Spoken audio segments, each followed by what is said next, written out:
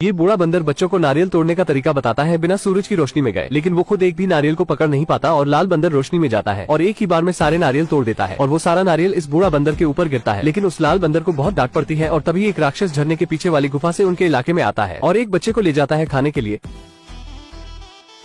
लाल बंदर की वजह से एक माँ के लाल को एक राक्षस उठा ले जाता है, जिससे सभी उसे नारियल से मारने लगते हैं, लेकिन उसकी क्रोध से भरी लाल आंखों को देखकर वो सभी डर जाते हैं। अब छोटा बंदर उस राक्षस से लड़ने की तैयारी करता है। छोटा बंदर एक पत्थर को जोड़कर उसी के जैसे एक राक्षस बनाता है जो बंदर के बच्चे को ले गया था। फिर उससे लड़ने की तैयारी करता है, वो भी ऐसे।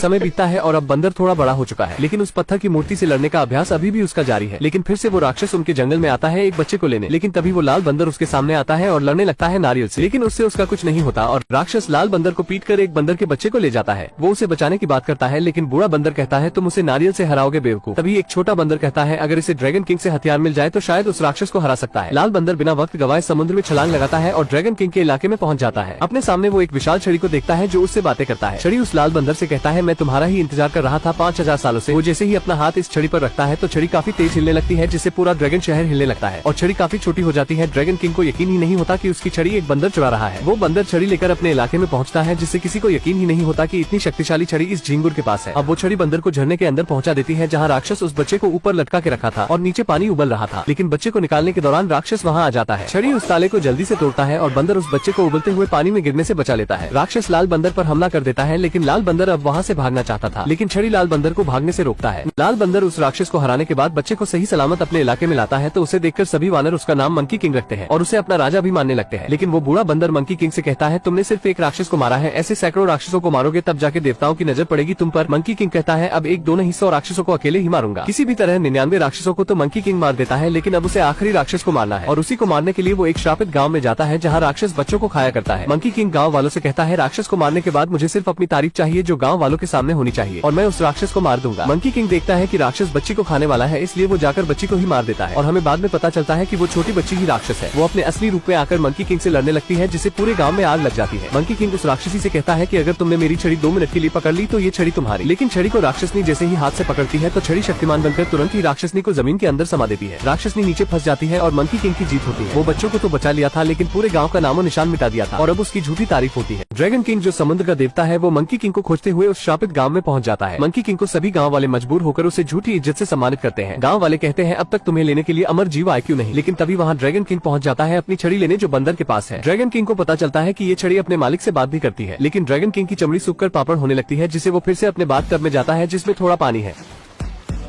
ड्रैगन किंग वापस आकर उसे बताता है कि तुम कभी अमर नहीं हो सकते क्योंकि अमर जीवों का नरक की लिस्ट में नाम नहीं होता। लेकिन ड्रैगन किंग के लप्पू झप्पू मंकी किंग की छड़ी को चुरा लेते हैं। किसी भी तरह मंकी किंग उन समुद्री कीड़ों से अपनी छड़ी को बचा लेता है और नरक लोक जाने की बात करता है ताकि मृत्यु की लिस्ट से अपना नाम मिटा सके। लेकिन श्रापित गाँव की एक लड़की उसके साथ मृत्यु लोक जाने की बात करती है, पर मंकी किंग उसे मना कर देता है। लेकिन छड़ी मंकी किंग से कहता है हमें वहाँ एक पढ़े लिखे आदमी की जरूरत पड़ सकती है, जिससे मंकी किंग उसे अपने साथ ले जाने के लिए मान जाता है। वो दोनों नरक लोक जाने के लिए कब्रिस्तान तक पहुँच जाते हैं और देखते हैं कि किसी की आत्मा एक पानी के भरे कुआं में जाती है। लड़की कहती है हम नीचे कैसे जाएंगे। मंकी किंग कहता है ये छड़ी एक VIP पास की तरह है जो हमें किसी भी दुनिया के कोने तक पहुंचा सकती है और मुर्दों के दुनिया में भी। अब वो दोनों अपने चेहरे पे राख लगाकर नीचे पहुंच जाते हैं, जहां अनगिनत आत्माएं लाइन लगाकर खड़ी थी, जिनका फैसला वहां का फरिश्ता करता है जिसका नाम यामा है। मंकी किंग बिना लाइन में लगे आगे बढ़ता है, वो भी ऐसे।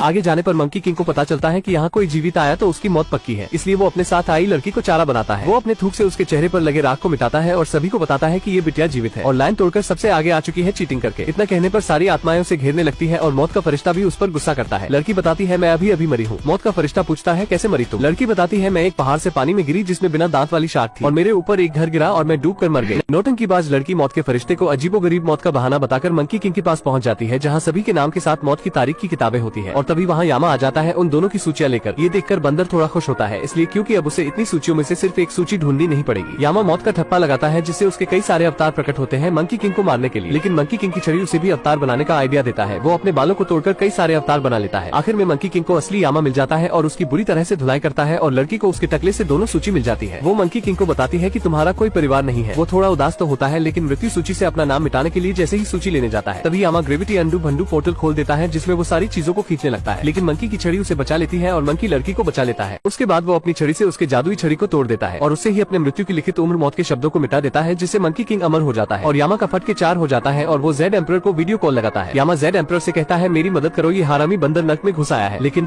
मंकी किंग जेड एम्परर से कहता है एक अच्छी खबर है, पहले सभी अमर जीवों को इकट्ठा कर लो, मैं पधारने वाला हूँ और हम पड़ोसी होंगे। जेड एम्परर कहता है भूल जाओ, तुम सिर्फ एक बंदर हो, ना कि कोई बजरंगबली, और तुम हमारे जैसे नहीं हो। मंकी किंग कहता है मैंने तो अपना नाम सूची से काट दिया है। जेड एम्परर कहता है उससे सिर्फ तुम आधे अमर जीव हुए, तुम बुढ़ापे से नहीं मरोगे, लेकिन तुम्हें कोई हराकर मार सकता है। फिर मंकी किंग लड़की की तरफ देखने लगता है। लड़की कहती है ऐसे मत देखो, मैं कोई बंदरिया नहीं हूँ। मंकी किंग जेड एम्परर से पूछता है क्या कुछ ऐसा है जिसे कोई पूरा अमर हो सके। जेड एम्परर कहता है ऐसा कुछ भी नहीं है, लेकिन यामा बताता है गुरुजी हमारे पास अमर होने की नुस्खे की किताब है ना। मंकी किंग छड़ी से कहता है दरवाजा और लड़की से कहता है किताब और खुद से कहता है।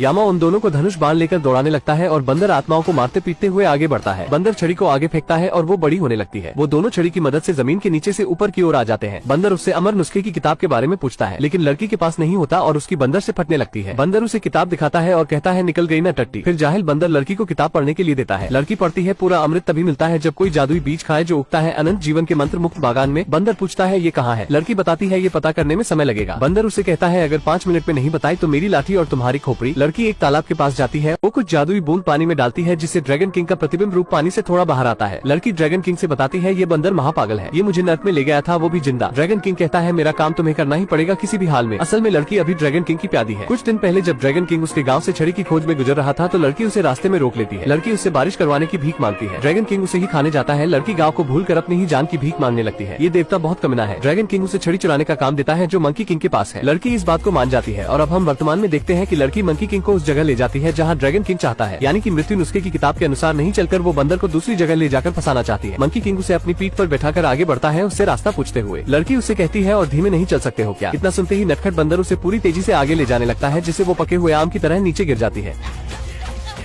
लेकिन मंकी किंग इस बात से अनजान होता है। जब वो आखिरी पेड़ पर पहुंचता है तो पूछता है हमें जंगल में जाना है या रेगिस्तान में। जवाब न मिलने पर वो पीछे देखता है और कहता है इतने सारे पेड़। लड़की जिस टहनी को पकड़कर लटकी हुई थी वो भी टूटने लगता है। मंकी किंग उसे पैदल चलकर ढूंढता है, लेकिन जैसे ही वो हाथ फैलाता है किस्मत से लड़की उसकी ही गोद में गिरती है। मंकी किंग कहता है तुम कहाँ से टपकी। लड़की उसे कहती है तुम महाचुतिया हो। मंकी किंग कहता है शक्ल की भी तारीफ करो। लड़की कहती है शक्ल और अकल दोनों गधे जैसे है। दूसरी तरफ ड्रैगन किंग अपने चमचों से कहता है मैं एक ही फलों के पेड़ में जहर डाल सका, और जैसे ही मंकी किंग उसे जादुई बीज समझकर खाएगा वो सीधा नर्क डूब जाएगा। वो एक लाइट की रोशनी को उस पेड़ की ओर करता है जिसमें जहर है, लेकिन ड्रैगन किंग के चमचे से वो लाइट गिर जाती है जिससे वो दूसरे पेड़ की तरफ रोशनी को कर देता है। मंकी किंग वहाँ पहुँचता है तो ड्रैगन किंग के दोनों चमचे उसे बताते हैं हम यहाँ के रखवाले हैं, और वो उसे लाइट वाले पेड़ से जादुई फल को खाने के लिए कहते हैं। मंकी किंग तुरंत उस पेड़ के फल को खा लेता है और लड़की से पूछता है क्या मैं अमर लग रहा हूँ। जब मंकी किंग को कुछ नहीं होता तो दोनों चमचों में बहस होने लगती है कि दूसरे वाले में जादुई बीज है। अब मंकी किंग और ड्रैगन का चमचा दोनों साथ में वही फल खाते हैं जिससे वो भी नशे में घुल जाते हैं। उसके बाद ड्रैगन किंग खुद छड़ी लेने आता है, लेकिन मंकी किंग उसे भी फल खिला देता है जिससे वो भी नशे में दिमागी संतुलन खो देता है। मुझे समझ में नहीं आता कि इस फल में जहर मिलाया था या 65 का पौवा।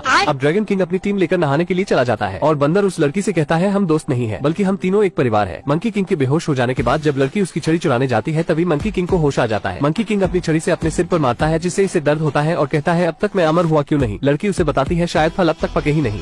बंदर उसे छोड़कर जाने लगता है ये कहकर कि लड़की मेरे किसी काम की नहीं। फिर लड़की उसे बताती है तुमने ही अभी मुझे अपने परिवार में शामिल किया है। मंकी किंग कहता है मैंने नशे में कहा होगा, और दोनों में बहस होने के बाद मंकी किंग कहता है शायद मैं कभी अमर ना हो सकूं, लेकिन उसकी छड़ी उस किताब की ओर इशारे करती है और मंकी किंग लड़की को किताब पढ़ने के लिए कहता है। लड़की पढ़ती है अमृत विभाग की मुख्य अधिकारी जादूगरनी स्वर्ग की रानी अक्सर अपना प्रसिद्ध अमृत का उत्पादन करती है, यानी कि स्वर्ग में उसे अमृत मिल जाएगा। मंकी किंग इतना सुनते ही खुश होकर लड़की को अपने पीठ पर लादकर मंकी किंग झींगा लाला झींग करते हुए स्वर्ग की ओर उड़ान भरता है। लड़की नर्क और स्वर्ग का सफर कर रही है, वो भी जिंदा। वो दोनों बादल पर उतरकर स्वर्ग की रानी को देखते हैं जो कुछ जादुई जड़ी बूटी लेने चली जाती है। अब दोनों दरवाजे पर पहुँचते हैं लेकिन दरवाजा लॉक होता है। मंकी किंग पास में रखे मूर्ति को हटाता है और उसे दरवाजे की चाबी मिल जाती है, लेकिन अंदर जाने के बाद बंदर कहता है यहाँ कहीं न कहीं अमर होने का अमृत छिपा हुआ है। वो एक सीसी को उठाकर पीने जाता है, तभी लड़की उसे मना करती है, लेकिन वो सीसी में रखे दवा को सूंघ लेता है जिससे उसका शरीर और दिमाग दोनों छोटे हो जाते हैं। और छोटे होने के बाद बंदर सारे सीसियों को गिराने लगता है और उस कमरे में काफी उधम मचाता है। वो टेबल पर रखे जादुई फल को खाता है जिससे वो अलग अलग जगह पर टेलीपोर्ट होता है, और लड़की के हाथ भी एक फल लग जाता है और वो खुद के पास रख लेती है, लेकिन बंदर एक पिंजरे के अंदर टेलीपोर्ट हो जाता है जिससे वो फंस जाता है, जिसका फायदा उठाकर लड़की उसकी छड़ी को लेकर जाने लगती है। लड़की उस छोटे बंदर से कहती है मुझे मेरे गाँव वालों को बचाना ही होगा। वो उसे छोड़कर उसकी छड़ी को लेकर जाने लगती है, लेकिन बंदर पास में रखी वही सीसी की फिर से सुगंध ले लेता है जिससे वो अपने पहले के आकार में हो जाता है। उसकी छड़ी खुद उसके पास आ जाती है और मंकी किंग लड़की को कहता है ये क्या उधम मचा दिया है तुमने, हम यहाँ सिर्फ मेहमान हैं। लेकिन तभी वहाँ स्वर्ग की रानी आ जाती है और दोनों को कहती है मैं तुम्हें ऐसा सबक सिखाऊंगी कि तुम जिंदगी भर शर्म से मुंह छुपाते फिरोगे। मंकी किंग कहता है ऐसी नौबत ही नहीं आएगी क्योंकि मैं पैदा ही बेशर्म हुआ हूँ। वो अमृत बनाने की प्रक्रिया को चालू रखते हैं। लड़की जो कहती है बंदर लड़ाई के दौरान ही उसे सब कुछ देता रहता है, लेकिन आखिरी चीज का रस जमा हुआ रहता है। तो मंकी किंग उसे अपनी छड़ी दे देता है जो छोटे आकार में हो जाती है और लड़की उससे सारी सामग्री को मिला देती है। लेकिन जब मंकी किंग को चखने के लिए देती है तो स्वर्ग की रानी उसे नष्ट कर देती है, जिससे मंकी किंग को कुछ नहीं मिलता। इसे कहते हैं मुंह को आया पर कुछ ना लगा। मंकी किंग को एक घुसा मारती है जिससे वो अंतरिक्ष में पहुंच जाता है। उसके बाद देवी उस लड़की से पूछती है अब तुम्हारा दोस्त तुम्हें बचाने कैसे आएगा। लड़की कहती है मैं सिर्फ उसकी नौसिखिया अचेली हूँ। लड़की उस देवी को बताती है मुझे उसकी छड़ी चाहिए थी ताकि मैं अपने गाँव को सूखने से बचा सकूं। देवी उस लड़की से कहती है छड़ी लो और जाओ, ज़ेड एम्परर तुम्हें नीचे तक छोड़ देंगे। लेकिन जाने से पहले लड़की उस देवी से पूछती है उसके साथ क्या करोगे। देवी कहती है उसे तुम्हारी कोई फिक्र नहीं। जब ग्रेविटी की वजह से मंकी किंग नीचे आता है तब उसकी छड़ी वहाँ नहीं होती। देवी उसे अपनी शक्तियों से मारने लगती है जिससे उसका शरीर सुन्न हो जाता है। वो बिल्कुल अधमरा हो जाता है क्योंकि उसकी लड़ाई एक देवी से हुई है। और वैसे आपने तो सुना ही होगा कि एक नारी सब पे भारी, लेकिन लड़की के दिल में फिर से रहम आता है और वो लौटकर उसके पास पहुंच जाती है और उसकी छड़ी लंबी होकर उसके मुंह में अमृत पहुंचा देती है, क्योंकि जिस छड़ी से मृत्युंजय को मिक्स करके मिलाया गया वो उसकी ही छड़ी थी, जिससे मंकी किंग पूरी तरह से अमर हो जाता है। और जब देवी जी अपनी शक्तियों से उस पर हमला करती है तो वो और भी शक्तिशाली होता जाता है। देवी समझ जाती है कि इससे लड़ना ठीक नहीं। लड़की मंकी किंग को देवी जी से लड़ने से मना करती है, लेकिन वो किसी की नहीं सुनता। इसलिए लड़की अपने पास में रखे वही टेलीपोर्ट होने वाले फल को खाती है जिससे वो नीचे गिरने लगती है और बंदर अपनी लड़ाई रोककर उस लड़की को सही समय पर बचा लेता है। लड़की कहती है तुमने मेरी परवाह की, यानी कि हम एक परिवार है। मंकी किंग फिर से मना करता है कि मेरा कोई नहीं है। मंकी किंग कहता है तुमने ऐसा क्यों किया, मैं उस देवी को हराने वाला था और सभी देवताओं को हराकर मैं सारे जहां में राज करता, लेकिन फिर भी मैं कभी सुकून से नहीं बैठता। वो लड़की से कहता है मैं ये सब तुम्हें क्यों बता रहा हूँ। फिर लड़की उससे कहती है तुम अच्छाई के रास्ते पर भी चल सकते हो, जैसे किसी की मदद करके। अब लड़की मंकी किंग को चेतावनी देती है कि तुम अमर हो गए हो तो पानी में कितनी देर तक सांस रोक सकते हो। बंदर कहता है 2 या 3 साल तक। इतना कहने के बाद वो पानी में छलांग लगा देता है, लेकिन अपनी छड़ी को ऊपर में ही छोड़ देता है, जिससे लड़की को उसे ड्रैगन किंग को देने का बहाना मिल जाता है। वो जादुई सीसी के जरिए ड्रैगन किंग तक बात पहुंचा देती है और उसके चमचे उसकी छड़ी लेकर चले जाते हैं। लड़की मंकी किंग को बाहर निकालने के लिए उस पर कंकड़ फेंकती है, जिससे मंकी किंग पानी से बाहर आता है, लेकिन वो अपनी छड़ी को गायब पाता है। लड़की कहती है मैं मजबूर थी, मुझे मेरे गाँव को सूखने से बचाना था, इसलिए मैंने तुम्हारी छड़ी ड्रैगन किंग को दे दी।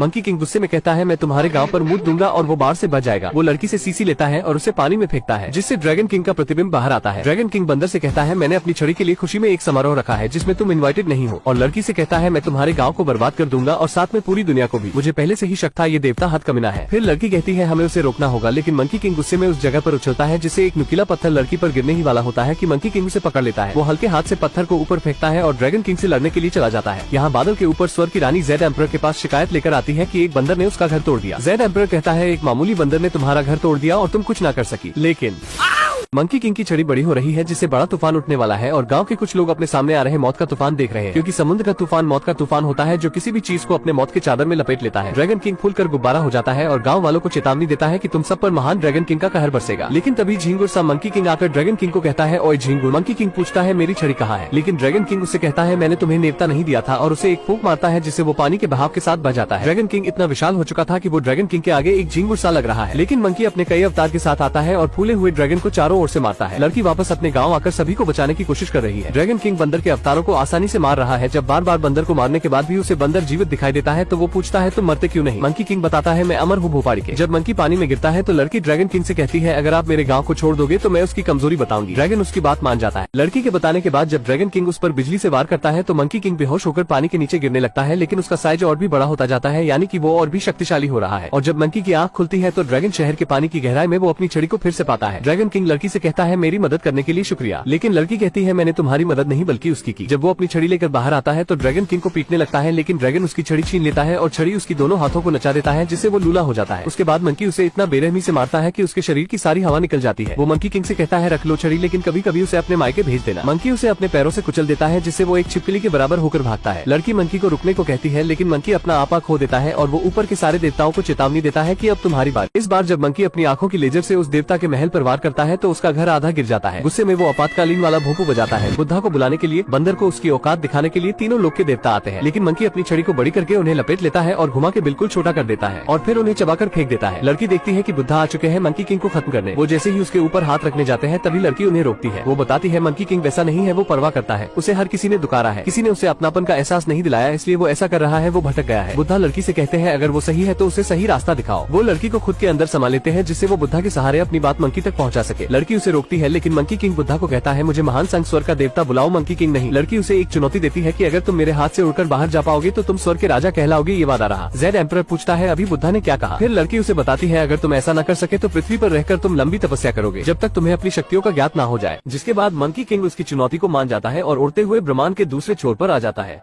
और बुद्धा से कहता है कि देखो मैं तुम्हारे हाथ से बाहर निकल आया हूँ। लेकिन वो उसकी भूल थी, क्योंकि वो तो बस बुद्धा की उंगली तक ही पहुंच पाया था। मंकी किंग बुद्धा के हाथ से निकलने की लाख कोशिश करता है, लेकिन वो निकल नहीं पाता। जिसके बाद बुद्धा उसे एक पहाड़ी में कैद कर देते हैं और उससे कहते हैं कि तुम्हें अपने मन को शांत करने के लिए एक लंबी तपस्या करनी होगी ताकि तुम अपनी शक्तियों का सही इस्तेमाल कर सको। अब कई दिन बीत गए और गाँव में सब खुशहाल है। तभी वो लड़की मंकी किंग से मिलने उस पहाड़ पर जाती है और उससे कहती है ये मैं तुमसे आखिरी बार मिलने आई हूँ, क्योंकि अब पहाड़ बंद होने वाला है। जिसके बाद दोनों एक दूसरे को अलविदा कहते हैं और इस मूवी की यहीं पर ही एंडिंग हो जाती है। दोस्तों अगर वीडियो पसंद आई हो तो वीडियो को एक लाइक जरूर करें और भी ऐसी ही मजेदार वीडियो देखने के लिए चैनल को भी जरूर सब्सक्राइब करें। हम मिलेंगे